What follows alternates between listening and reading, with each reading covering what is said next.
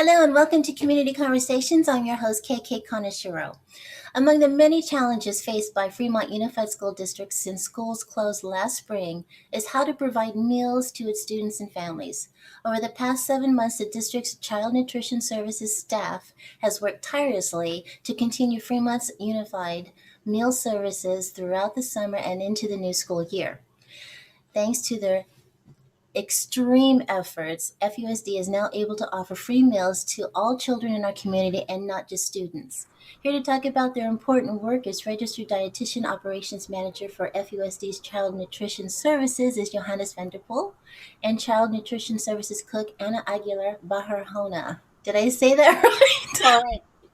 Okay, well, thank you so much for being here. I do appreciate that. Now, let's start off with an overview of what's available for families right now in terms of breakfasts and lunch on school days and when they are available. And I actually want to know who can pick them up. Can their parents pick them up? Can their little brother pick it up? Can they pick it up for several members of their family or just individually? How does this work?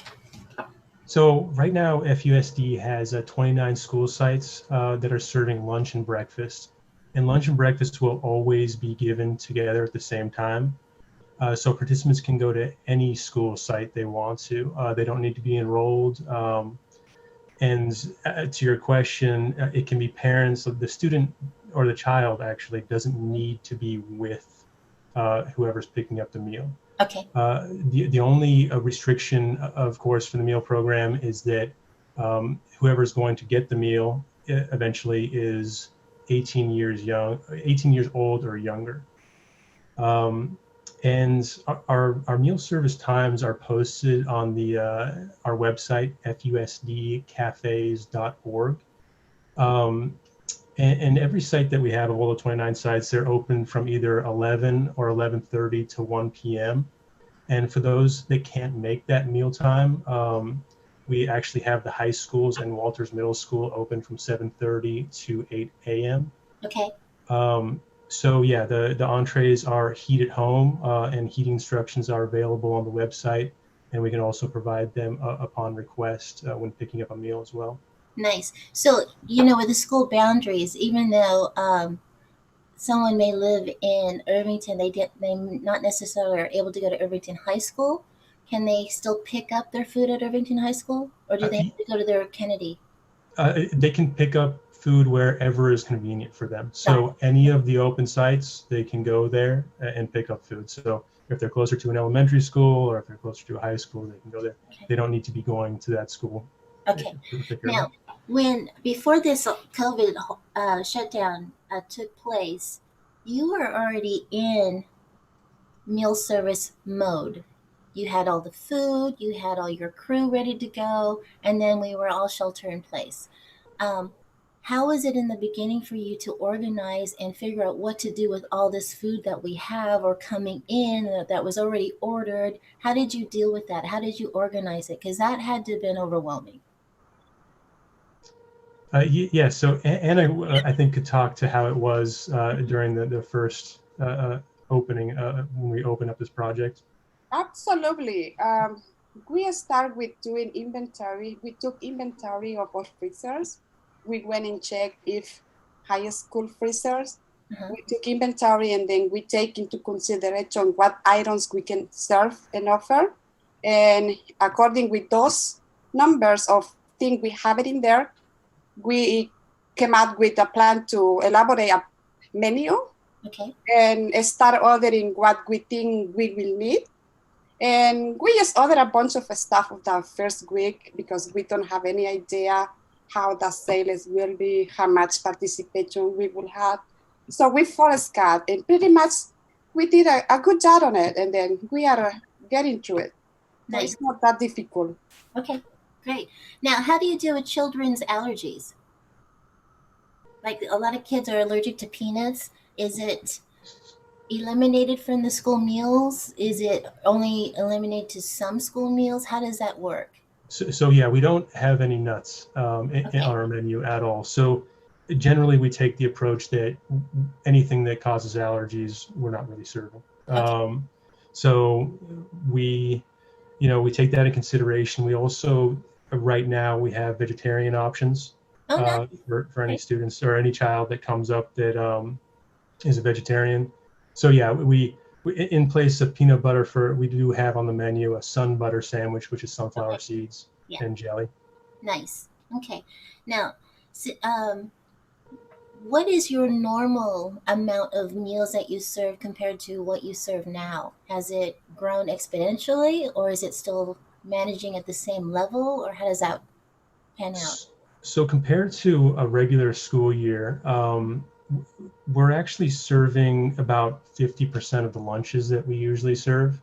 But during the regular school year, we don't have breakfasts at all FUSD sites. We only have it at certain select sites where there's a demand for it. Yeah. So because we're giving out lunch and breakfast at the same time, we're actually giving away a lot more breakfast than we usually do during a regular school year, about 200% of what we usually do during a school year. So, it's overall, we're giving out less meals than we would regularly. And that's, obviously indicative of what's happening right now. Yeah. So, how are you funding all of this? And if anyone is interested when they're watching the show, can they donate? Yes, there is a donation to CNS. It's on the FUSD website. You can go to the main site. We'll also have a link on FUSDcafes.org, Okay. so you can go there and we'll have let you know where you can donate. Right. So as far as how it's funded, we actually get funding through government sources. So the United States Department of Agriculture and the state of California, they reimburse for every meal that's given to a child. And Congress has actually passed more funding for that. So the USDA has funding so we can continue to serve meals until the end of the school year. We're still waiting for California to actually approve that, but everyone's hopeful that we'll be able to continue serving these meals. Yeah, I hope so too. Yes. Oh my gosh. Now, have you, because this is such a trying time for all families involved, are you, how do you, I mean, you're almost like a psychologist when you're dealing with the families who are in line and they're telling you everything and you patiently have to listen because that's all they need to hear is just someone listening to them. But have you seen an uptick with the parents coming and just talking and just I mean, they're not supposed to congregate, but just so that they can all commiserate together with you and your staff? Have you seen the parents coming more frequently, or have you seen the attendant? Yeah, I think that, and Anna can speak more of this for sure, but I think that the same families come to the same spots. And Right. I know during the summer, Anna, knew a lot of them probably on a first name basis, Nice. knew their car, would see them come up and develop a relationship with them over time. So Anna, Oh yeah, that was extremely fun. Making Get to know them. connections with those parents where, at this uncertain time, they need someone to smile at them, to give them a hope, to welcome them, to make them feel like they are welcome in our side. We were happy to serve them. We were able to establish a good eye contact with them. We know a lot of them. So as soon as I saw those cars approaching into my parking lot, I will yell, "Oh no, Karen, she's coming. She will ask for four. She will get chocolate milk. I know she will love it. Just be prepared." So that is how fun we have those times. And then we are having time right now. It is amazing to see the faces of those families when they see the food. They really say, "Thank you, girls. You guys are doing a fantastic job. You guys are doing an excellent job. Thank you so much." And then we said, Thank you. Want you to come back tomorrow. Please don't forget, we will open tomorrow. Same time. We are here for you. Anna, do you have some of the high school students help you distribute the food, or is it just the FUSD staff that are able to do that? During the summer, I was so lucky.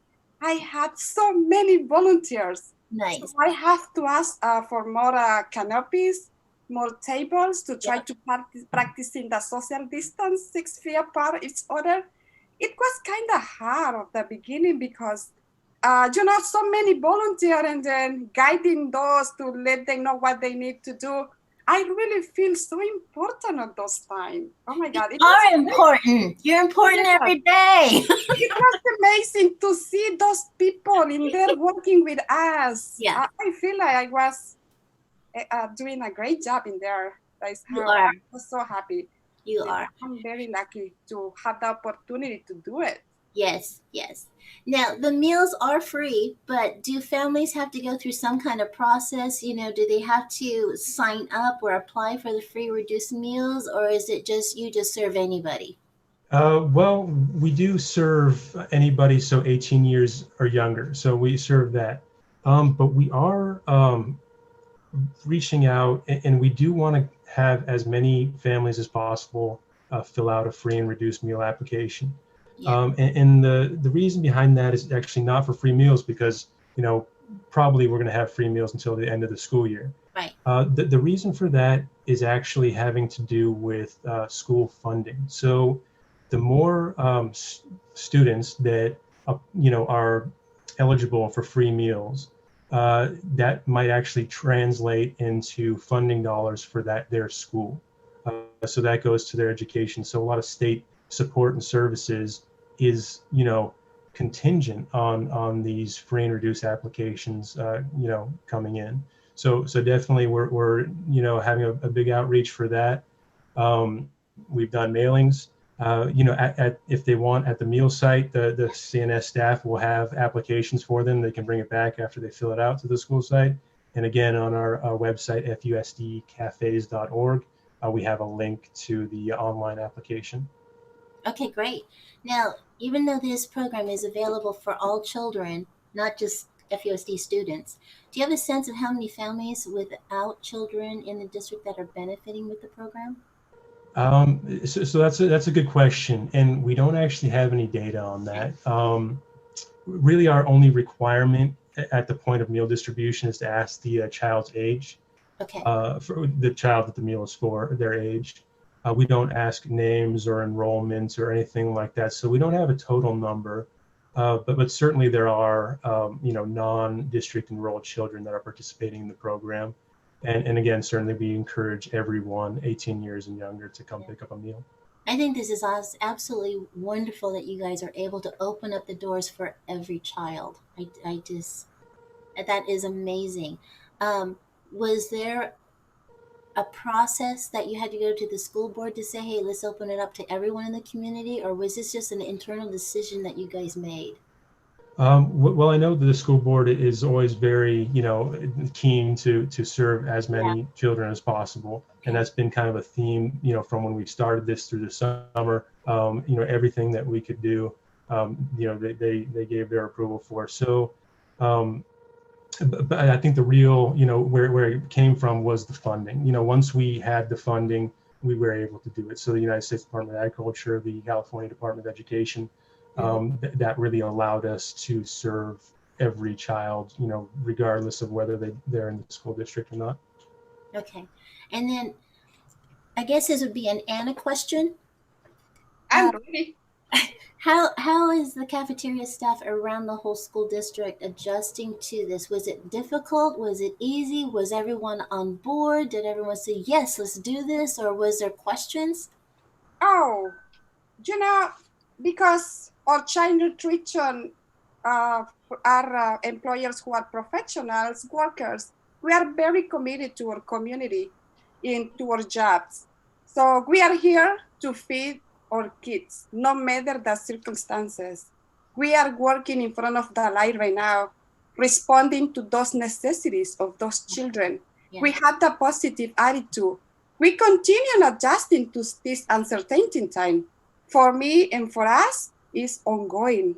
Yeah. I will say that it's ongoing, and we are taking all the precautions we can to follow in all the guidelines provided by the local health authorities. And also we are following the protocol from Child Nutrition. And then again, we are here for our community. We love our children, right? Yes. We are here for them. Yes. And we are so proud of our job. So I can tell. yes. You're very passionate. I love that. Oh yes. Trust me and enjoy. I don't know if this is for Anna or for Johannes, probably both of you, because you both have to answer this question on a daily basis, I'm sure. But for all of our viewers who are not aware of this, where can families get more information about FUSD meal services? FUSDcafes.org. That's our website. That's a great place. We're going to post any new changes or any change, any updates are going to be on there. We have the flyer with the meal location and dates and times of all the 29 sites posted there. The menus there. Heating instructions. Again, the free and reduced meal application link is there. Also, and how to donate. Yes, how to donate is there. Donate. Also, the marquees at the individual school sites that are actually serving, a lot of the marquees are running their scroll saying, what time they're open. Nice. Yes, so when you're driving around Fremont, you can see that. It's a nice visual. If they have any questions, I really think if you want to call, it's a 510-659-2587. And we also send out Bright Arrow email messages to families of FUSD students. So, if there's any changes, we'll send out a Bright Arrow message through the email. Okay, great. Well, Anna and Johannes, thank you so much for everything that you're doing for our community. I know our community is just so impressed with you, and I'm so proud to know you, and I wish you boatloads of success. And I hope we don't have to do this for much longer because I want us to all go back to normal. Right. But thank you so much for being here. And Sure. from everyone here at Community Conversations, we appreciate you watching, and we'll see you next time.